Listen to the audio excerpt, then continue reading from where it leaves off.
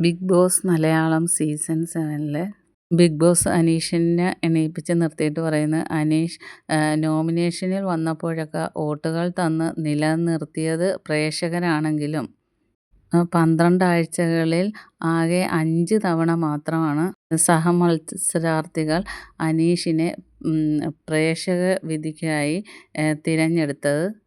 അതുകൊണ്ട് അനീഷ് ഇപ്പം നന്ദി പറയേണ്ടത് നിങ്ങളുടെ സഹമത്സരാർത്ഥികളോടാണെന്ന് പറയുന്നു. അപ്പോൾ അനീഷ് ബിഗ് ബോസ് എന്ന് പറഞ്ഞിട്ട് എല്ലാവരോടും ആദ്യം ബിഗ് ബോസിനോടും ബിഗ് ബോസ് ടീം അംഗങ്ങളോടും ഒക്കെ ആദ്യം നന്ദി പറയുന്നു.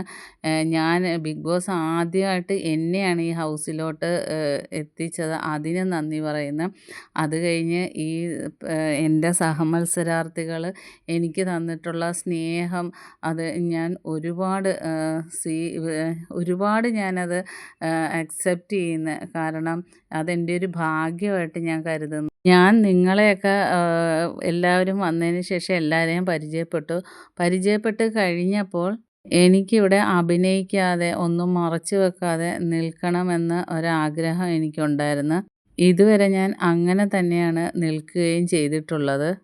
അത് കഴിഞ്ഞ് പതുക്കെയാണ് എനിക്ക് മനസ്സിലായത്, നിങ്ങൾക്കെല്ലാവർക്കും എന്നോട് സ്നേഹമുണ്ട്, നിങ്ങളുടെ ഒരു ഹൃദയത്തിൽ നിന്ന് വരുന്ന ഒരു ഇഷ്ടം എന്നോടുണ്ട് എന്ന് ഞാൻ മനസ്സിലാക്കിയത്.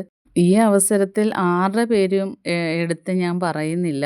കാരണം എല്ലാവരിൽ നിന്നും എനിക്കൊരു ഇഷ്ടം, സ്നേഹം, കരുതൽ എല്ലാം എനിക്ക് നിങ്ങളിൽ നിന്നെല്ലാം കിട്ടി. അതെങ്ങനെ എനിക്ക് പറയണമെന്നറിയത്തില്ല.